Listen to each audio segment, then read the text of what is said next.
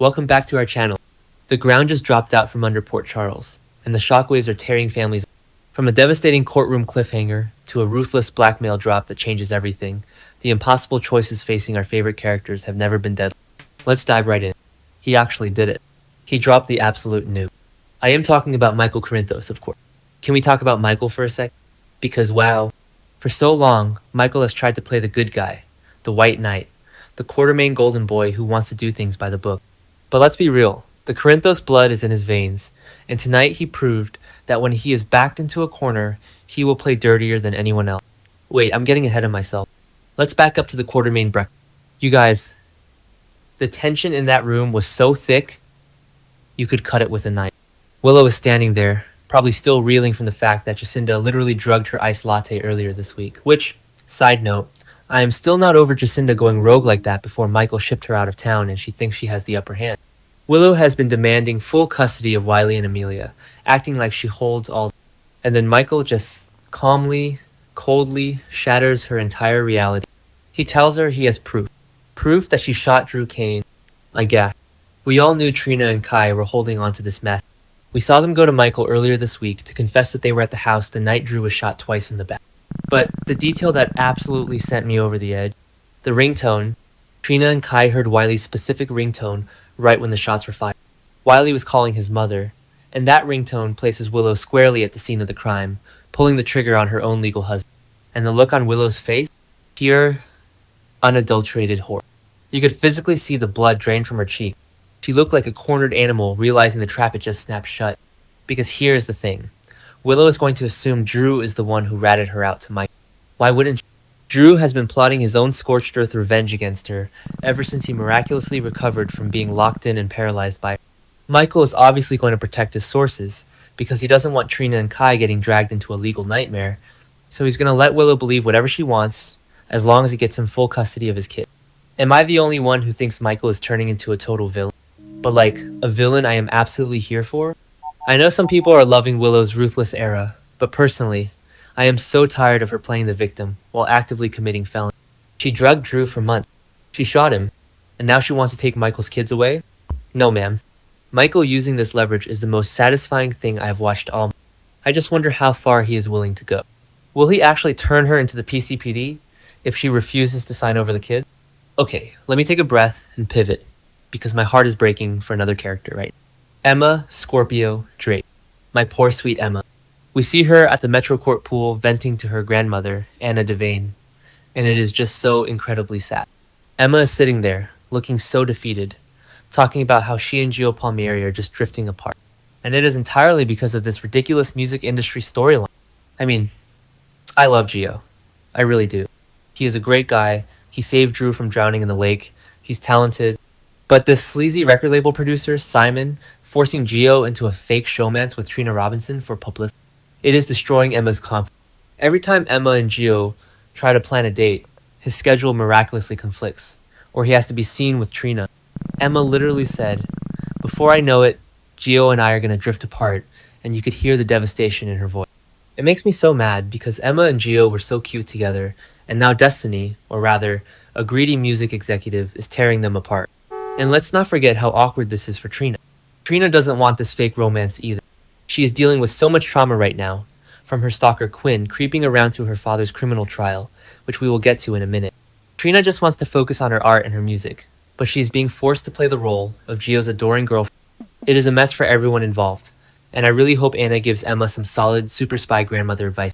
Though, considering Anna is currently battling severe hallucinations of Peter August and setting dangerous traps, maybe she isn't the best person to give relationship advice. Speaking of the Metro Court pool, we have to talk about Britt West. I am so sorry, but Britt deserves the absolute world and she just keeps getting handed tragedy. She is there for a swim, trying to clear her head after all the chaos of her arrest in Tortola and the saline syringe fake-out, and she spots Rocco Falconeri work. Rocco is only 14 or 15 years old, but he has been through more than most adults. He shot Ross Cullum to protect Jason. He carries this massive heavy burden of guilt, and Britt just looks at him with so much maternal affection. She opens up to him, and she says she wishes she could just figure out a way to take it away from him. At first, I was like, who is she talking about? But then it clicked. She is talking about her mother, Liesl Obrecht. Liesl is completely broken right now. She has zero closure over the loss of Cassius. We all know the horrible truth. Cassius stole Nathan West's identity, faked his own death, and vanished into the shadows to work for WSB head Z. The WSB publicly pronounced Cassius dead, but there is no body. There is no grave. Lisa wants to bury her son, even after everything he did, because she is a mother. But no one knows anything, and the grief is just eating her alive. Grief is a terrible, consuming thing when there are no answers and no closure. Britt watching her mother suffer like that, knowing there is absolutely nothing she can do to fix it, is gut. And the fact that she is opening up to Rocco about it, it is actually brilliant writing. Rocco understands carrying dark secrets. He understands the agonizing weight of things you cannot. He is wise and understanding way beyond his years, and I love this dynamic between them. Britt acting as a surrogate aunt or mother figure to Rocco is the healing content we need amidst all this mob and spy. Okay, back to the main event. The Ashford family is a literal disaster zone right now, and my anxiety is... We cut over to the Robinson house, and Stella Henry is sitting on the couch with Marshall Ashford, and they are both just sick with worry. But they aren't even talking about the trial verdict.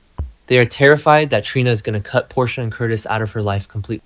Stella grouses, if they escalate things, she might cut them out completely. And honestly, Stella is 100% right. Trina has been pushed to her absolute break. She asked her parents for space because their toxic feuding is ruining her mental health. Remember, Portia lied to Curtis for 20 years about Trina's paternity. That original sin has poisoned this family for years. And now, Portia is sleeping with Isaiah Gannon, the very man who is trying to destroy Curtis in court. If I were Trina, I would have packed my bags and moved to another continent. I know Stella is trying to hold this family together, but you would think she would be slightly more concerned about the fact that her nephew is currently standing in a courthouse waiting to find out if he is going to spend the next decade in a concrete cell. Which brings us to the final scene. The absolute worst, most agonizing cliffhanger they have given us all. The verdict is in. We see Curtis standing at attention in the Port Charles court. The tension is suffocating. You can see the sweat on his brow. He looks so incredibly vulnerable, which is rare for a guy who used to be a hardened private investigator and police. He was given the option to take a 2-year plea bargain. He could have taken it. He could have been out in 8 months on good behavior, but he turned it down against Martin Gray's legal advice because he refused to let Isaiah Gannon win and take his daddy's spot with baby Desmond. He rolled the dice. He put his entire future, his freedom, his ability to raise his newborn son in the hands of 12 strangers. And now, the bill has come. The judge looks down from the bench. The courtroom is dead silent. I was literally holding my breath, clutching a throw pillow on my couch. The judge says, I find the defendant. And then they cut to black. Are you kidding me? I threw my remote across. I mean, the sheer audacity of the writers to cut off the sentence right there. If Curtis is convicted, there is no... He turned down the plea deal, so whatever the judge says next is fine. Will he be found innocent? Did Martin Gray's aggressive cross-examination of Portia and Isaiah actually...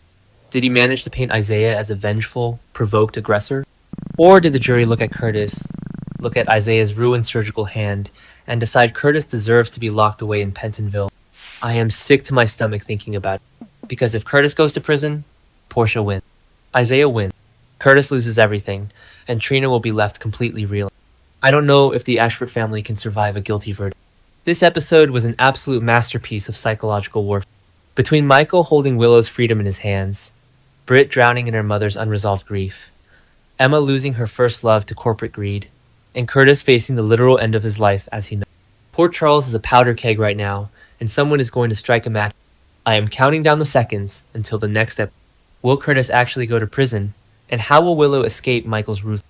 Drop your wildest theories in the comments below, and don't forget to subscribe for more updates.